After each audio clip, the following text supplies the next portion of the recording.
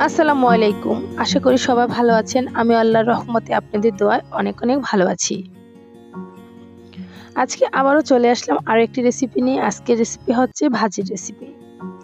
আজকে আমি তিতা ছাড়া উস্তা ভাজি করব আর সেই রেসিপিটা শেয়ার করব আপনাদের সাথে। আশা করি সবার কাছে রেসিপি ভালো লাগবে। আজকের রেসিপির জন্য এখানে আমি নিয়েছি পরিমাণ মতো উস্তা। উস্তাগুলো ভালোভাবে ধুয়ে তারপরে আমি কুচি করে নিয়েছি। খুব বেশি মোটাও করিনি আবার খুব বেশি পাতলাও রাখিনি। আর সাথে নিয়েছি একটা বড় সাইজের আলু। আমি একটা আলু নিয়েছি, আপনার চাইলে এখানে আলুর পরিমাণ বাড়িয়ে কমিয়ে নিতে পারবেন। আলু কিন্তু খুব বেশি মোটা করে আমি কাটি নাই আর একদম চিকনও করিনি, মিডিয়াম রেখেছি। এখন চুলায় একটা প্যান বসিয়ে দিয়ে দিলাম এখানে পরিমাণ মতো রান্নার তেল। আর এখন দিয়ে দিচ্ছি আমি 3টা শুকনো মরিচ আর পরিমাণ মতো পেঁয়াজ কুচি। ভাজিতে কিন্তু পেঁয়াজের পরিমাণ বেশি দিলে ভাজি খেতে মজার হয়, আর শুকনো মরিচটা দিলে সুন্দর একটা ফ্লেভার যোগ হয়, তার জন্য আমি শুকনো মরিচগুলো দিয়ে দিলাম। আপনারা যদি পছন্দ করেন অবশ্যই অ্যাড করে দিবেন। আর এখন দিয়ে দিচ্ছি আমি হাফ চা চামচের মতো আদা রসুন বাটা। দেওয়ার পর নেড়েচেড়ে তেলের সঙ্গে একটু ভেজে নিতে হবে। তেলের সঙ্গে কিছুক্ষণ ভেজে নিয়েছি আর পেঁয়াজের কালারটাও কিন্তু হালকা কিছুটা চেঞ্জ হয়ে এসেছে, খুব বেশি চেঞ্জ করার দরকার নেই।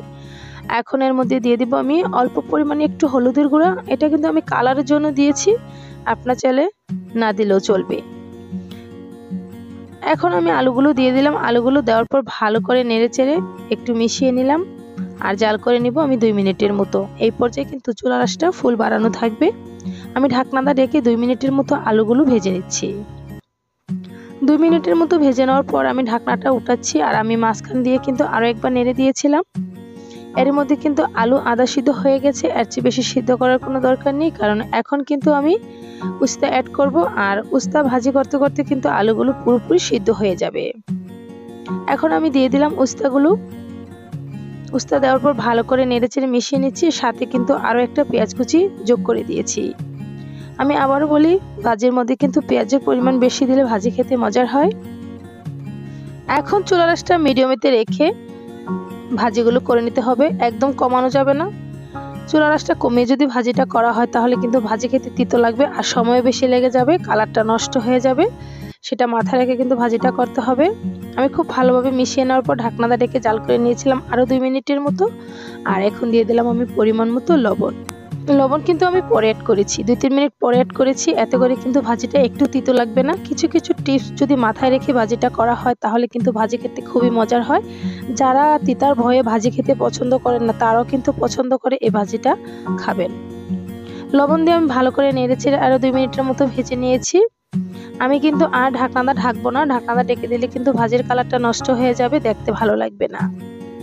আমি কিন্তু এরই ফাঁকে কাঁচামরিচ কয়েকটা ফালি করে দিয়ে দিয়েছি, ঝালের পরিমাণ বুঝে মরিচগুলো অ্যাড করে দিবেন।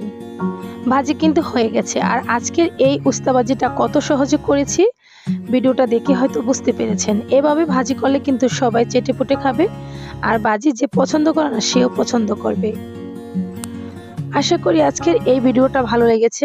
যদি ভালো লেগে থাকে একটি লাইক দিয়ে আমার পাশে থাকবেন, আর যদি আমার চ্যানেলে নতুন হন তাহলে সাবস্ক্রাইব করে পাশে থাকা বেল বাটনটি ক্লিক করে রাখুন। এতে করে নিত্য নতুন ভিডিওগুলো সবার আগে আপনাদের মোবাইলে চলে যাবে। আর যারা এতক্ষণ আমার সঙ্গে ভিডিওটা দেখেছেন তাদেরকে অসংখ্য ধন্যবাদ। আজ এ পর্যন্তই, আবারও দেখা হবে অনলাইনে নতুন কোনো রেসিপিতে। খুদা হাফেজ।